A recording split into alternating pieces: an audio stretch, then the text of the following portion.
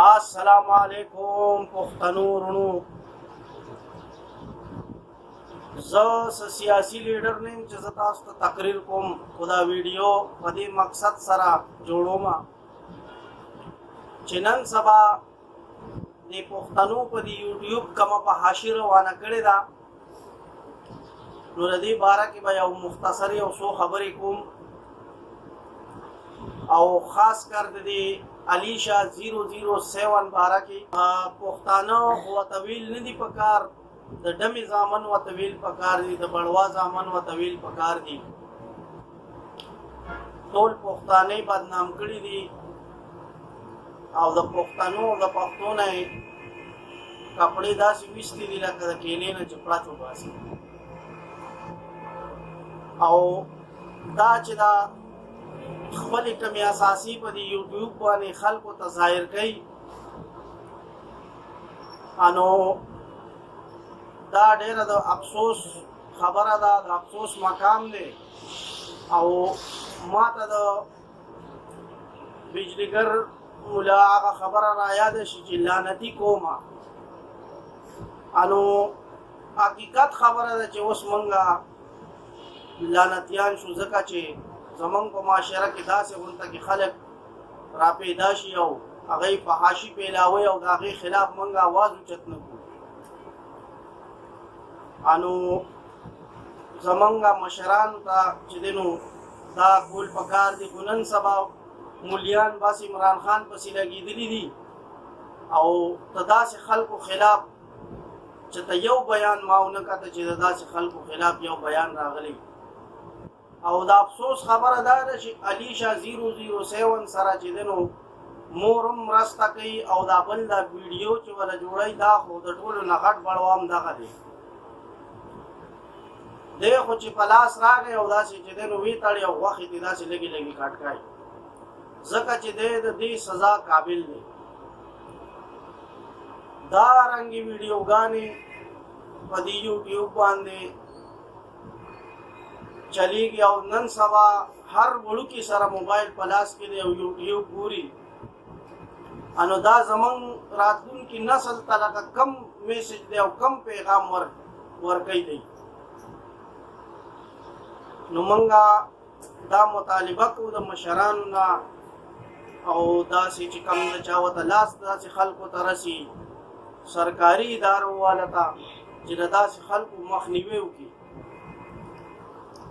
ځکه چې دا ډېر د افسوس خبره ده، د افسوس مقام دی چې د پښتنو عزت سره لبې کېږي او پښتانه په ټوله دنیا کې بدناموي، ځکه چې خلکو ته زمونږ تاریخ معلوم دی او خلک چې دی نو د پښتنو د تاریخ او د پښتنو د غیرت او د پښتنو د ثقافت او د دې صفتونه کېږي، خو د داسې خلکو د وجې د پښتنو عزت نیلام کېږي. او چې دی نو د مور په مرسته او خبر شوم دا چې ویډیو ولا جوړوي نو وایي دا پلار دی، ډېر خلک وایي خو که پلار دی او داسې بړوت کوي نو دا ډېره غلطه خبره ده. او کله پکې چې دی نو دا چل کوي هغه مورې مولي پکې یادوي او دغه پکې یادوي، انو دا ښه خبره نه ده. او دا مور پلیته چې کومه ده دا چې دا چل کوي، دا چې دی نو د پښتنو غیرت ته آواز کوي چې مخامخ راشئ، او زه به دا چلو کوم، زه به هغه چلو کوم، زه مخامخ راغلی یم، زه لانجمار هم یم، زه ټوپکمار هم یم او زه جاخمار هم یم. ته چې څه کولی شي هغه وکړه، او چې څه کولی شي نو زه مخامخ راغلی. او دا لور چې دی نو دا ستا د لاسه خرابه شوې ده ککړې پلیتې، تا د شرم پکار دی، د پیسو دپاره ته خپله لور چلای. او بله خبره ستاسو په دې ویډیوګانو چې دا کم بړواګانو کمنټسونه کړي چې ډېر ښه علیشا ډېر ښه و بړواګانو ستاسو په کور کې میندې ښیندې شته او که نشته چې تاسو دې ته ډېر ښه وایئ و شرمېدلو تاسو چې دی نو دی له بړاوه ورکوئ چې چې شابه داسې وکا او داسې وکا او داسې وکا. دا دی کم د تبلیغ کار کوي چې دی ته تاسو داسې بړاوې ورکوئ. تاسو له شرم پکار دی مردارو.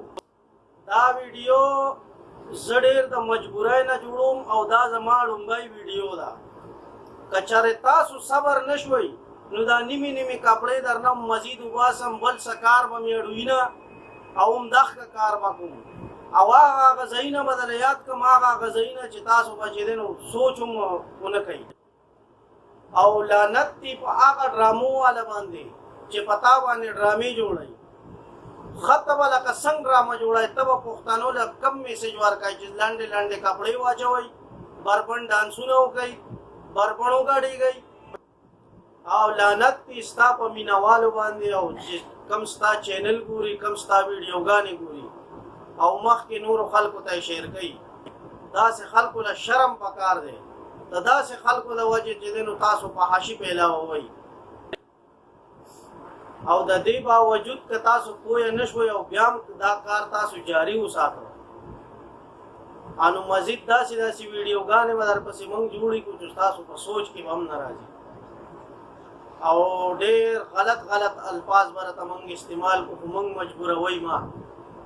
او دا کار په دغه ځای پرېږدئ او بس کې او د پښتنو نوم نور مه بدناموئ.